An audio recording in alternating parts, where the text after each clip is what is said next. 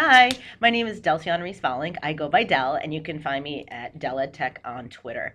I'm recording this extremely casual video. This is me talking. I don't have an agenda. I just need to share some things with you. I am working on my capstone for my master's, and it's a research paper, very traditional way of assessing students that have reached a certain level. Everybody's had to do one probably, and it's due coming up the end of this month. And my passion, or what I really am into, is cheating with technology and cheating in general. I spent years as a high school math teacher, and I was a math teacher online, and the amount of cheating just infuriates me.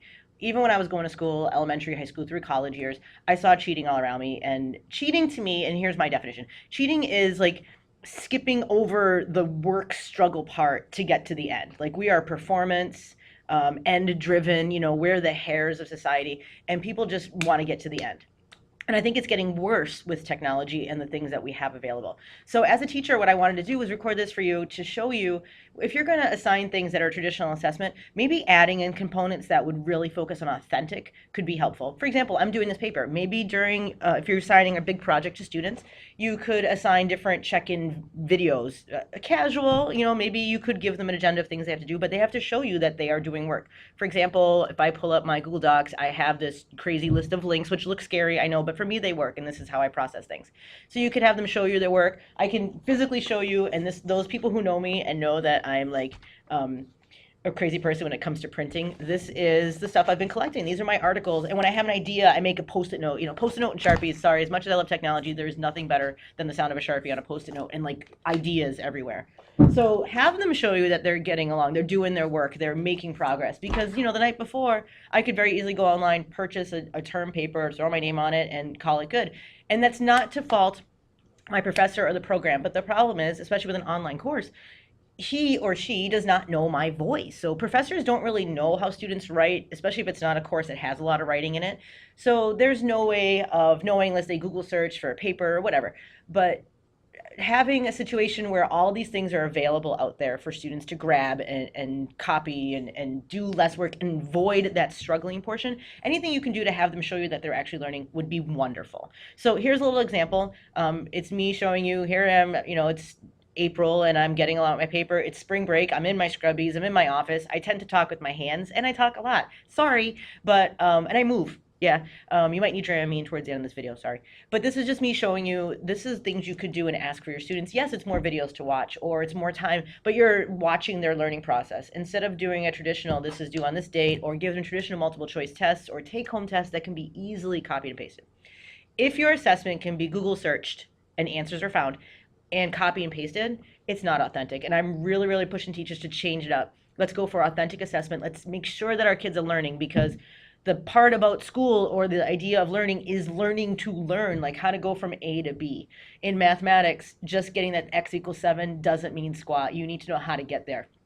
And one of my huge pet peeves as a math teacher for so long was the idea of help. Students that need help on math. Yes, there are students that need help. Absolutely, that's true. But I just did a quick, I was just farting around on Twitter here and looking for math answers, and I think I searched math help one time. And these are the things that just trigger my passion, because it just makes me very angry to see kids that, oh, I need to do this, blah, blah, blah. Oh, teacher's so mean, she doesn't help me. Math help for you is not what I consider help. Your definition of help is very different. If you're the student that comes to me with the blank paper with just like a question on it or whatever, hasn't tried, hasn't even read it, hasn't drawn anything, there's no doodles, there's no sense of thinking. The attention span for teenagers is extremely short. And the idea of giving up easily, very prevalent in education. I watch kids, higher level, lower level, it doesn't matter. They look at something and go, I don't want to do this.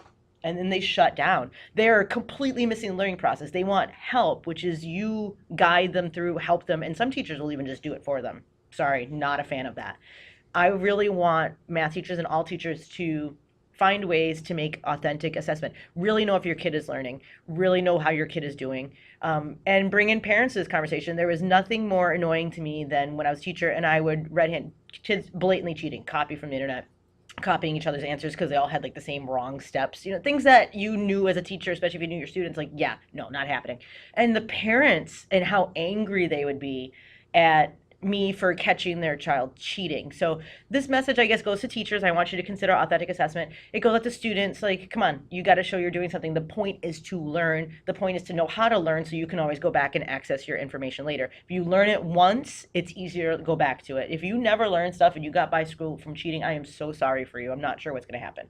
And then to parents, like, if you are more interested that your child gets A's than how they're getting the A's, that's some serious conversations that have to be done. And do not attack the teacher who provides you with the evidence of so and so cheating and you want nothing. It's just anger. You're supposed to teach them, you're supposed to help them. I'm sorry, I've done, here's what I have, here's what I've offered, and this child doesn't want to do anything. They don't want to do work. They want me to hold their hand the whole way through or copy from people.